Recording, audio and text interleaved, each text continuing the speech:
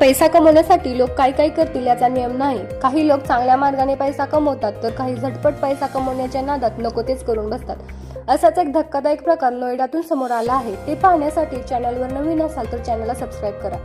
ईडीने 22 कोटी रुपयांचा परदेशी निधी शोधून काढला. हे तपास करण्यासाठी तपास यंत्रणा एका घरी पोहोचली. त्या बंगल्यात पती पत्नी व्यवसायाच्या नावाखाली घरातून एक प्रौढ वेबकॉम स्टुडिओ चालवत होते. जेव्हा पथकाने छापा टाकला तेव्हा काही मॉडेल्स तेथे व्हिडिओ शूट करताना आढळल्या. तपास यंत्रणेने त्यांची चौकशी केली तेव्हा एका ऑनलाईन पोर्नोग्राफी रॉकेटचा पर्दाफाश झाला. नवरा बायकोने मिळून सबडीजी वेंचर्स प्रायव्हेट लिमिटेड नावाची कंपनी बनवली होती. कंपनी जाहिरात, मार्केटिंग, रिसर्च आणि ओपिनियन पॉलिसी संबंधित असल्याचे सांगितले जात होते. फेमा नियमांचे उल्लंघन केल्याचा संशय होता म्हणून ईडीने धाड टाकली.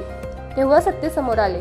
ईडीच्या छाप्यादरम्यान बंगालच्या वरच्या भागात एक व्यावसायिक वेबकॉम स्टुडिओ आढळून आला. स्टुडिओमध्ये एक हायटेक सेटअप बनवण्यात आला होता जेथून ऑनलाईन कंटेंट परदेशी साईटवर पाठवत जात होते. हे जोडपे नोएडामध्ये देसी पॉर्न बनवून परदेशी वेबसाईटना पाठवत असे. त्या बदल्यात त्यांना मोठी रक्कम पाठवण्यात आली. त्यामुळे त्यांचे सत्य उघडकीस आले. सूत्रांनी दिलेल्या माहितीनुसार जोडप्याने सोशल मीडियावर एक पेज तयार केले होते ज्यामध्ये मॉडेलिंग ऑफर दिल्या जात होत्या. अनेक मुलींनी या पेजद्वारे त्यांच्याशी संपर्क साधला होता. जेव्हा ती ऑडिशनसाठी नोएडा येथील प्लॅटफॉर्मवर पोहोचायच्या तेव्हा आरोपीची पत्नी तिला या पॉर्न रॉकेटचा भाग बनवण्याची ऑफर द्यायची. दरमहा 1 ते 2 लाख रुपये कमवण्याचे आमिष दाखवून मुलींना आकर्षित करण्यात आले.